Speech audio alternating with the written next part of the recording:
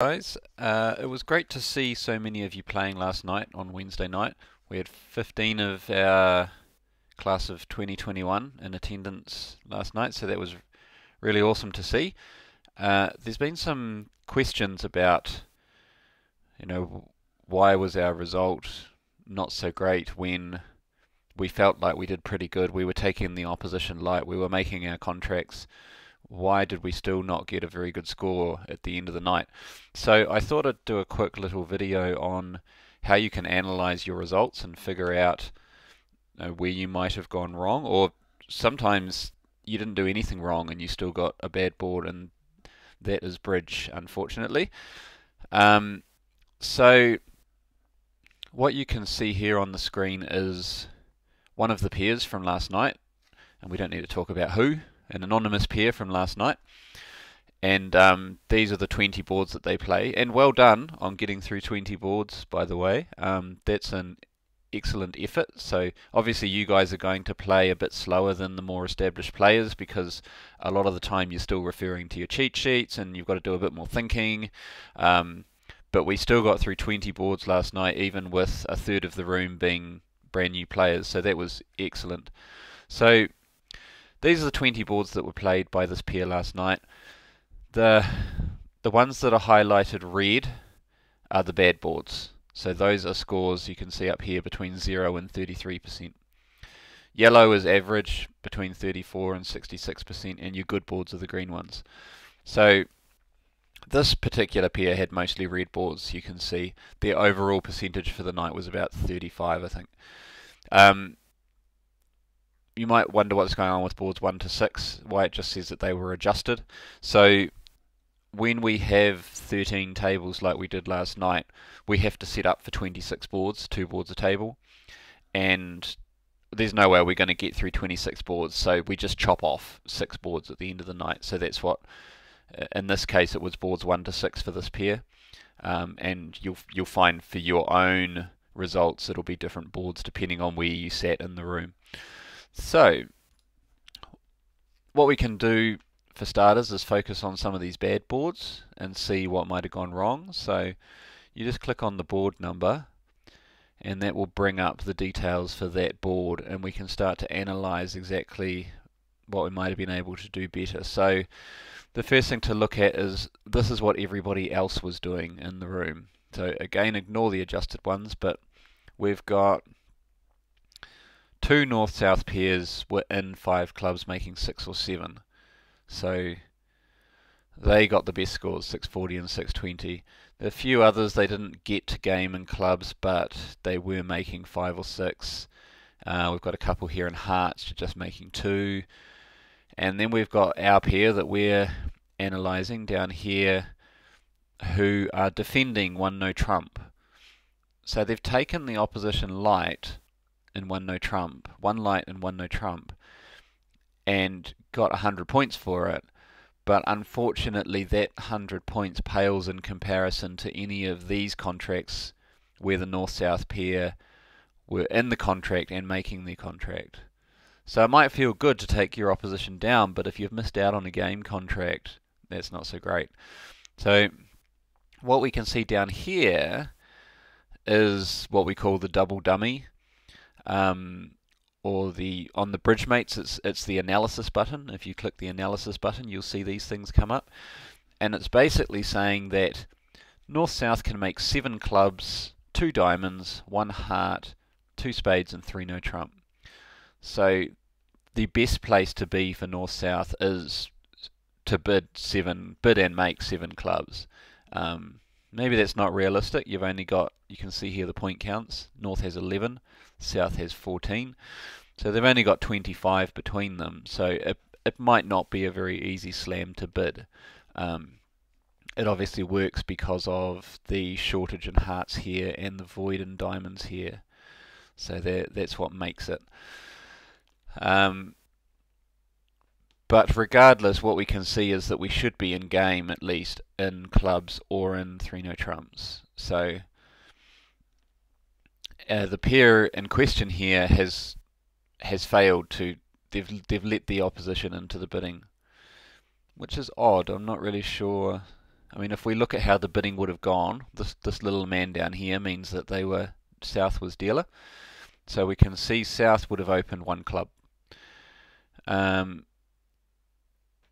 West is probably overcalling one diamond. 9 points, 5-card diamond suit, 2 honours. It's good enough for a 1 diamond overcall. And, well, North now can't bid their diamonds, but we know we've got a club fit, so we can bid on in clubs. So North should be bidding at least 3 clubs. No, they've got 11 points, so they're in that 10 to 12 range. So their hand is too good for a 2-club bid, but they can jump up to 3 clubs. You could argue that it's even better than that because of the extra length in clubs and the singleton heart. So, maybe you could make an argument for a 4-club bid or even going straight to game. So based on just those first 3 bids, East should not be allowed to play in 1 no trump. So what I suspect has happened here is that I'm sure South would have opened. The diamond overcall has come and then North has passed instead of supporting their partner. At which point East may have bid 1 no trump then and there. Or they may have bid 1 heart and then West has gone 1 spade and then East has gone 1 no trump. Which is a pretty terrible bid because neither of them have any cover in clubs. But they only went 1 light. So you can look at that and say, well, we should have been in game. It looks like North has not carried on bidding when they should have. 11 points opposite their partner's opening hand. You've got to keep bidding. You've got to keep talking to your partner. So that's that one. Let's take a look at board 8.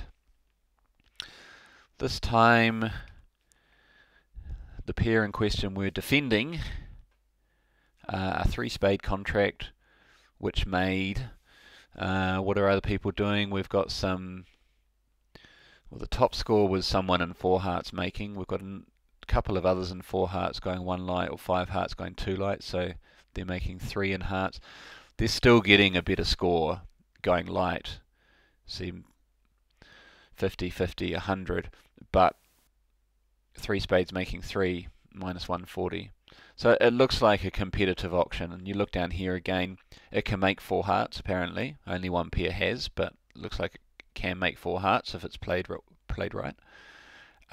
But East-West can make 3 spades. So they haven't misdefended. 3 spades is supposed to make, but they needed to be more competitive and keep on bidding and push up to 4 hearts by the looks. So if we look at how the bidding would have gone, West should have passed. North is going to open 1 club again. Then you're going to get a 1 spade overcall here. And South is now completely within their rights to pass. They've only got 5 points. They need 6 to respond to their partner. They don't have a club fit. If they bid their big long heart suit at the 2 level, they're going to be promising their partner 10 points. They've only got 5, half of that. So realistically, they can't be bidding 2 hearts over the 1 spade overcall. Once it gets around to West, they should certainly be supporting their partner. Their partner's promised 5 spades. They've got 4, nice fit in spades.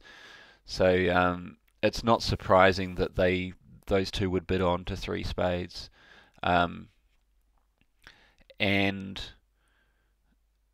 it does get difficult for North-South to find their heart contract, particularly 4 hearts. So I wouldn't be too bothered by that particular board.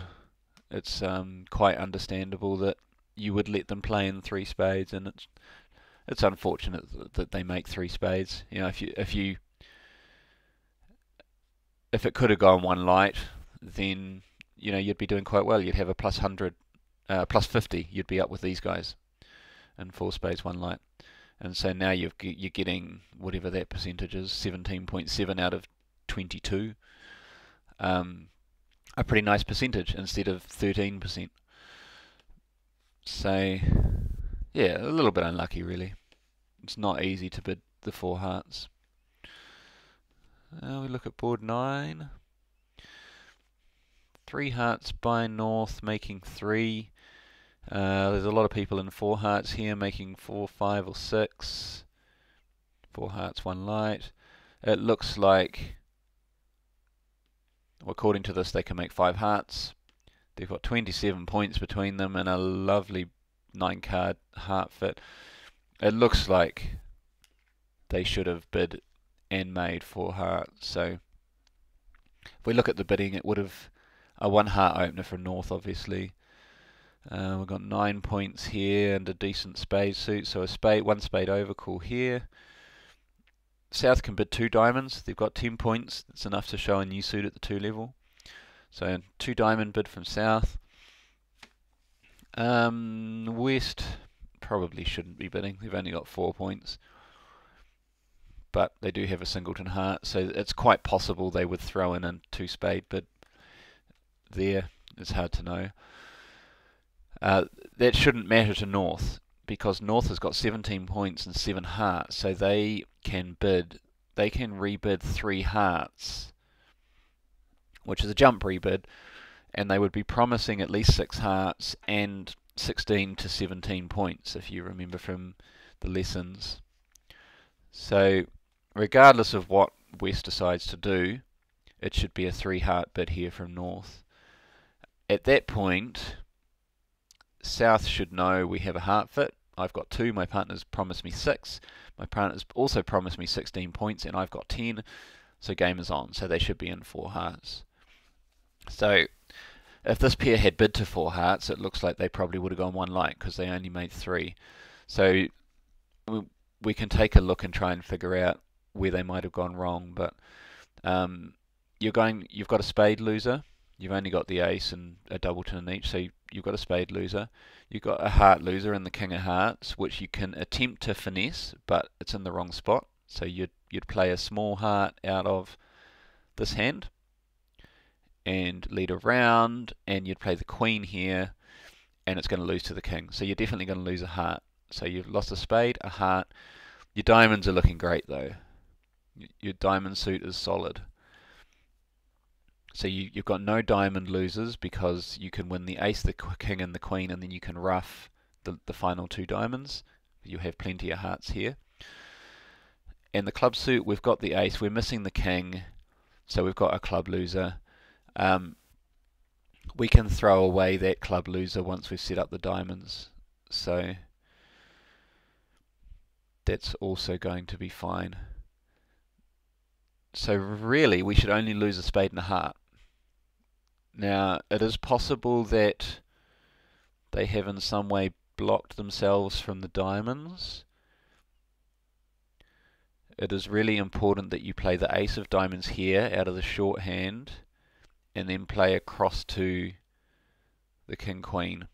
So ace, then the 4 to the king, then you play the queen and you throw out a club on the queen of diamonds. Or a spade if you want, it doesn't matter. Whichever suit you want to get rid of the loser. And then you're going to be all good. And that's how you make 5 hearts. So that's a little bit of detail on how you analyze your hands. That's just 3 boards that this pair played last night. And I actually go through all of my boards and I do a little bit of a write-up. And then this is when I play with my wife, and then we will actually go back over that write-up and talk about where we went wrong. And I've heard some of the people in the class are already doing something similar, which is excellent. It's a very good way to learn. The other thing is, don't just look at your bad boards, because just because you got a good board, it doesn't mean that you necessarily did the right thing. So look at your good boards as well, and just make sure that you have bid them right and that you're happy with everything that you did.